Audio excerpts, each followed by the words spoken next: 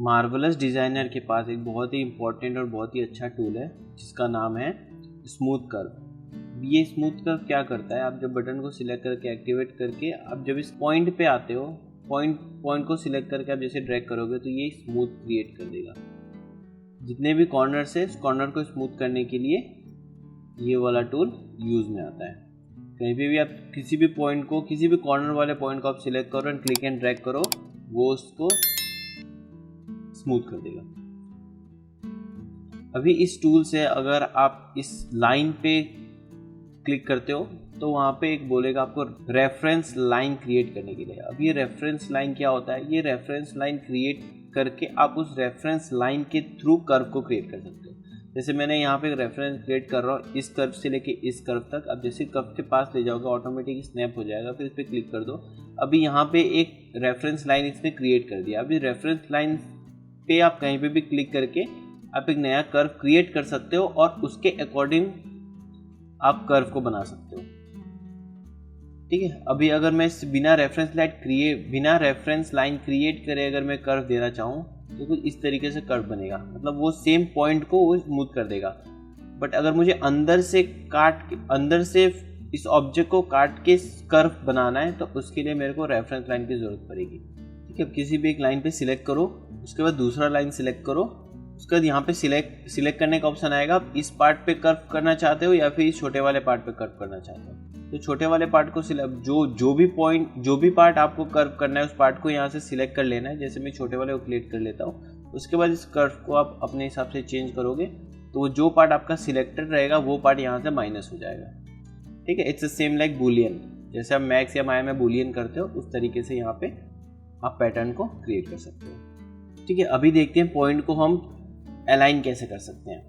तो यहाँ पे ये जो पॉइंट्स अभी तो प्रॉपर स्ट्रेट लाइन पे है, अलाइंड है। अगर यहाँ पे पॉइंट कुछ एक पॉइंट ऊपर हो या एक पॉइंट नीचे हो तो उस केस में हम क्या करेंगे, अगर मुझे इन दोनों को सिंगल लाइन में अलाइन करना है तो आप क्या करोगे, दोनों पॉइंट्स को आप सिलेक्ट कर लोगे। उसके बाद यहाँ पे पॉइंट पे राइट क्लिक करके अलाइन में जाके यहाँ पे आपको 2 point x axis y axis आप हॉरिजेंटली भी अलाइन कर सकते हो और वाई से वर्टिकली अलाइन कर सकते हो। तो यहाँ पे अगर मैं हॉरिजेंटली अलाइन करना चाहता हूँ तो 2 पॉइंट एक्स एक्सिस में सिलेक्ट करूँगा तो ये क्या करेगा, हॉरिजेंटली दोनों को अलाइन कर देगा। जो भी हमारा टॉप में पॉइंट था उसके पास हमारा बॉटम वाला पॉइंट आ जाएगा, उसके अकॉर्डिंग अलाइन हो जाएगा। अगर मैं चाहता हूँ दोनों पॉइंट को वर्टिकली अलाइन करना तो इन दोनों पॉइंट को सिलेक्ट करेंगे, राइट क्लिक करेंगे, अलाइन, यहाँ पे 2 पॉइंट वाई एक्सिस। अभी क्या होगा, ये दोनों पॉइंट वर्टिकली अलाइन हो जाएगा। तो अलाइन करने के लिए इस तरीके से कर सकते हैं। अभी मैं इसका नया से पैटर्न ड्रॉ करता हूँ। मैं अभी इसको रेक्टेंगल से बनाना चाह रहा हूँ, यहाँ से सिलेक्ट करके मैं इसका एक रेक्टेंगल क्रिएट करता हूँ। ठीक है, ये मैंने रेक्टेंगल क्रिएट कर लिया। अभी यहाँ पे सिलेक्ट करो और इसको थोड़ा सा मैं मूव करना चाह रहा हूँ। मैं इस सेगमेंट को सिलेक्ट करके एरो की से इसको मैं 1 मिलीमीटर अंदर की तरफ मूव कर रहा हूँ। अभी मुझे इसको क्रिएट करना है एक वेस्ट की तरह, तो उसके लिए क्या करना होगा, मैं यहाँ पे पॉइंट को ऐड करूँगा एक सेंटर पे। ठीक है, अभी मुझे इस वर्टेक्स को नीचे की तरफ मूव करना है, तो नीचे की तरफ मूव करने के लिए क्या करना होगा, मैं इस एडिट को सिलेक्ट करके इसको नीचे की तरफ मूव कर सकता हूँ। बट मैंने बताया था अगर इसे हम मूव करते हैं तो यहाँ पे ये कर्व नहीं क्रिएट होगा, ये कुछ इस तरीके से वी शेप में क्रिएट होगा। अगर मुझे कर्व क्रिएट करना है तो मैं क्या करूँगा, इस वाले पॉइंट को डिलीट करके इसके सेंटर में ये जो पॉइंट है, ये वाले जो टूल है एडिट कर्व टूल, इसको सिलेक्ट करके सेंटर पे क्लिक करके मैं इसको ड्रैग करके मैं इसको कर्व क्रिएट कर सकता हूँ। ठीक है, अभी मुझे यहाँ पे हाथों के लिए भी क्रिएट करना है तो मैं फिर से एडिट टूल में जाता हूँ, एडिट पैटर्न टूल में जाता हूँ और इसको सिलेक्ट करके इसको थोड़ा अंदर पुश करता हूँ और ये सेम इस तरफ। और यहाँ पे मुझे एक पॉइंट ऐड करना है, तो पॉइंट ऐड करने के लिए हमारे पास ये टूल है add point and split line. इससे एक पॉइंट यहाँ क्रिएट करते हैं और एक पॉइंट यहाँ क्रिएट करते हैं। क्योंकि दोनों साइड सिमेट्रिक होने वाला है इसलिए मैं ट्राई करूँगा सेम एग्जैक्ट पोजीशन, जितना डिस्टेंस यहाँ है उतना डिस्टेंस यहाँ पे करने की कोशिश करेंगे। तो इसका डिस्टेंस कितना था, इसका डिस्टेंस है, एक्चुअली ये इस लाइन का मेजरमेंट नहीं दिख रहा है तो इस पर राइट क्लिक करके सो लाइन लेंथ को मैं ऑन करूँगा तो यहाँ पे दिखने लगेगा 172.9 मिलीमीटर का ये वाला लाइन क्रिएट हुआ है। सेम अपने को ये क्रिएट करना था, तो यहाँ पे इस ऑब्जेक्ट को सिलेक्ट करते हैं, इसको मैं डिलीट कर देता हूँ। डिलीट करके मैं नया सा पॉइंट क्रिएट करना चाहता हूँ, तो यहाँ पे बस सिलेक्ट करके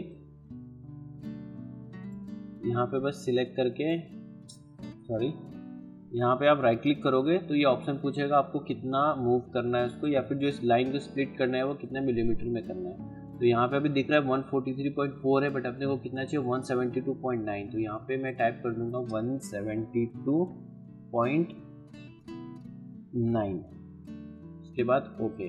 ये क्या करेगा, सेम 172.9 मिलीमीटर पे ये लाइन को स्प्लिट कर देगा। ठीक है,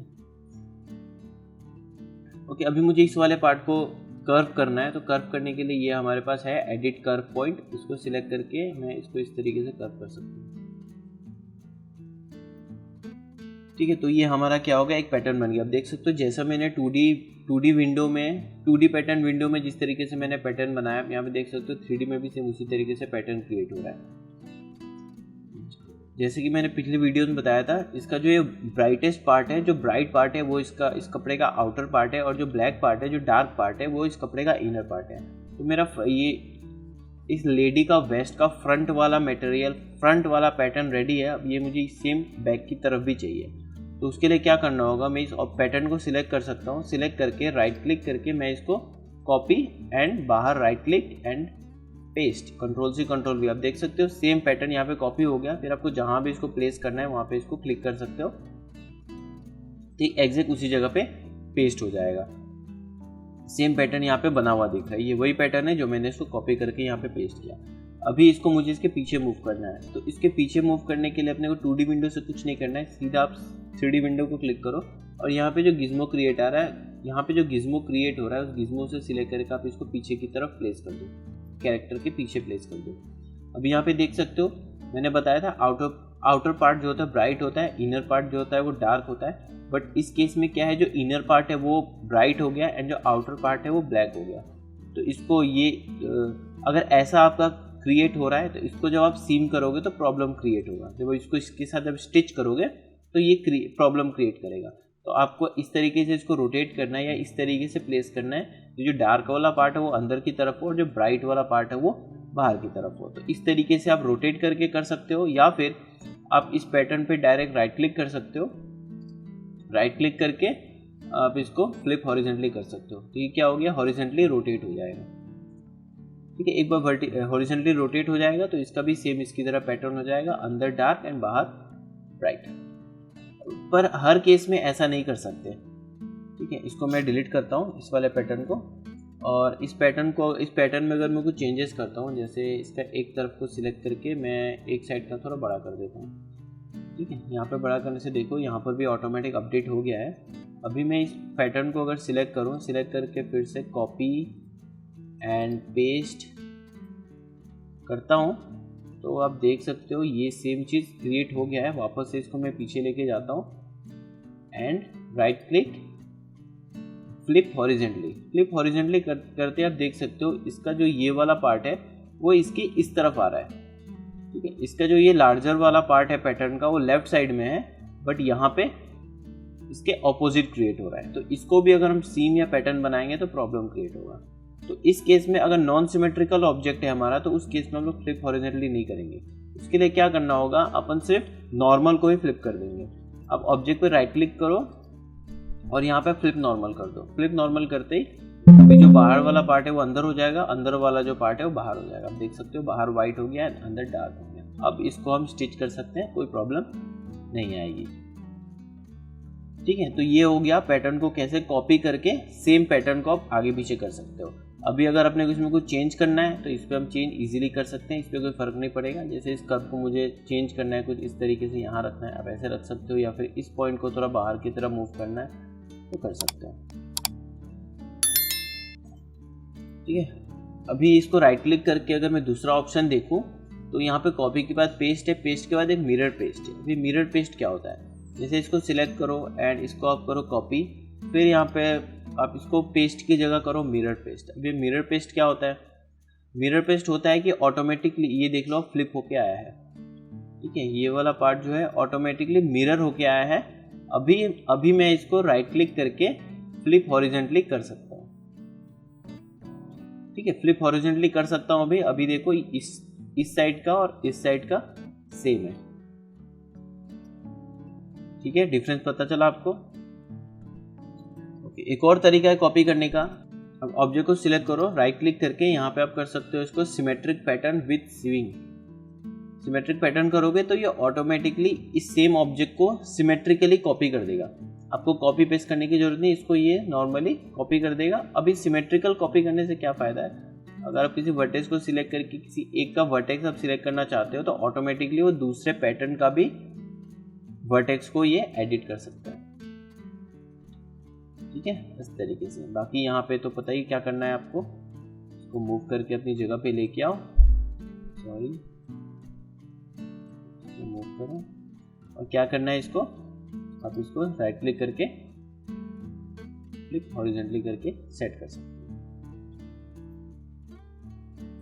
ठीक है, बट यहाँ पे जो मैंने बताया था अभी सिलेक्ट करके राइट क्लिक करके मैंने क्या किया था, सिमेट्रिक पैटर्न विद स्विंग। अब ये स्विंग का मतलब क्या हुआ, यहाँ पे एक और है सिमेट्रिक पैटर्न। तो यहाँ पे विद स्विंग का मतलब है अगर आप पैटर्न को स्टिच कर देते हो किसी दूसरे पैटर्न के साथ, उसके बाद अगर आप सिमेट्रिक करते हो तो वो जो आपने स्टिच किया हुआ है वो स्टिच के साथ ही सिमेट्री होगा, स्टिच के साथ ही कॉपी होगा। बट अगर विदाउट स्टिच आपको सिमेट्रिक करना है तो उसके लिए हमारे पास सिमेट्रिक पैटर्न है, हम लोग इससे कर सकते हैं। इसमें स्टिच नहीं होगा तब इसको कर सकते हैं। अभी एक और चीज़ देखते हैं, जो वेस्ट का जो फ्रंट वाला पैटर्न जो मैंने क्रिएट किया, मैं पहले इसको ठीक कर लूँ, जैसे था वैसा रख दूँ।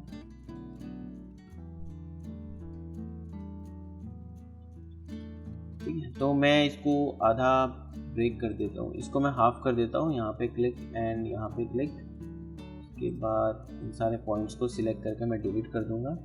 तो ये अभी हाफ में डिवाइड हो गया है। अभी इस हाफ पार्ट को अगर मैं फ्लिप करना चाहूँ, क्योंकि अगर हम शर्ट बनाते हैं या वेस्ट बनाते हैं तो ये वाला पार्ट और लेफ्ट वाला पार्ट एंड राइट वाला पार्ट वो सेम होता है, बस सिमेट्रिकल होता है एक दूसरे से। तो अभी मैं क्या करूँगा, सिर्फ हाफ पार्ट ही बना के बाकी को मैं सिमेट्रिक कर सकता हूँ। तो सिमेट्रिक करने का ऑप्शन पता ही है, आप राइट क्लिक करके यहाँ पे इस तरीके से आप सिमेट्रिक पैटर्न कर सकते हो, ये सेम क्रिएट हो जाएगा ऐसे। ठीक है, अभी क्रिएट होने के बाद अभी इन दोनों को मैं स्टिच कर सकता हूँ, सीव कर सकता हूँ।